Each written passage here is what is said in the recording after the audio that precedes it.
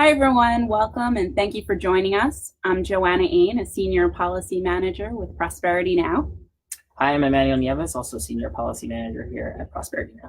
And we're here to talk about last night, the night that many of us have been waiting for. We got a lot of results from the midterm elections, almost all of them. So we're going to talk about those results and talk about our policies here at Prosperity Now and how last night will affect those and the work we're doing moving forward. So Emmanuel, you want to kind of dive right in and take us through some of those results? Sure. Yeah. So I think very quickly at a high level, two things happened last night. One, Democrats gained or picked up enough seats to regain control of the House for the first time since 2011. And at the same time, Republicans managed to win a handful of Democratic seats, leaving them with control of the Senate as it is right now, except for the fact that they'll have, I think 3 additional seats than they do right now. Of the folks that we keep an eye on and we work with and we care about in particular because of some issues that we'll talk about, Representative Cabrillo, Senator McCaskill, Senator Heller, Donnelly, and Heidkamp all lost their re-election bids. At the same time, Senator Manchin, Senator Menendez, and Senator Tester earlier today won their re-election bids. And then in other areas where it's either too close to call or votes are still coming in, Arizona seems to be kind of neck to neck at the moment. And in Florida, it seems like we're heading towards a recount. Great, thanks, Emmanuel. So let's talk about some of our specific campaigns. We can start off with consumer protection. We know that the CFPB, the Consumer Financial Protection Bureau, has been under fire. Folks are trying to weaken the Bureau.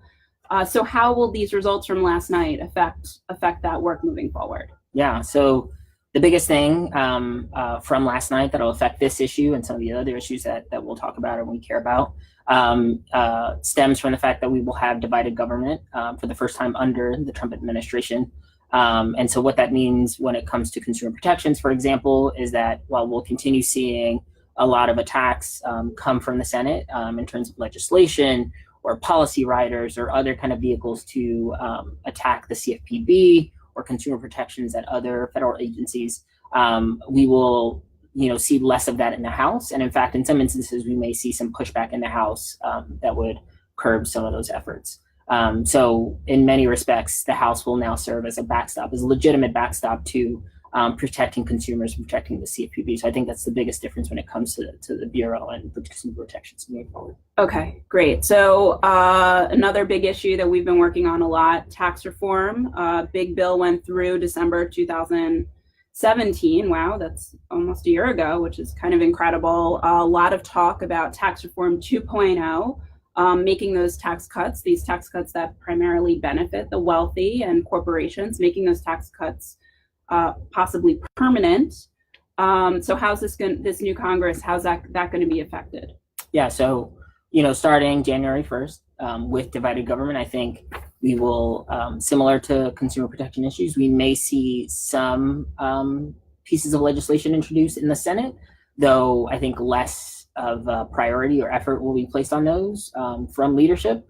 But in the House, we're less likely to see a continuation of legislation that picks up where the Tax Cuts and Jobs Act left off in terms of giving an overwhelming amount of benefits to wealthy families and very little to working middle-class families.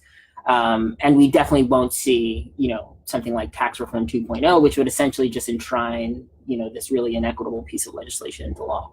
That said, we're likely to see hearings emerge around ways to make the tax code more equitable. We're likely to see legislation that proposes more equity in the tax code overall in individual pieces. But the likelihood of us seeing another 1.5 to $2 trillion bill or anything smaller that really skews more to the wealthy is going to be less so going forward. Awesome. Yeah. Awesome. That said, I will say, specifically in terms of places that there is some opportunity moving forward when it comes to tax policy is around the volunteer income tax assistance program. Yeah. That we work on and that a lot of our partners work on throughout the country. Yeah, awesome. So VITA, right, the volunteer income tax assistance program that Emmanuel was talking about, a lot of opportunity there. We're seeing a lot of movement at this point. We're going to talk a little bit about this. of course, VITA has had historically had bipartisan support. So some interesting news there. We have, as Manuel stated, we've lost some of our VITA champions, for better or for worse. Representative Curbelo from the 26th District of Florida lost last night.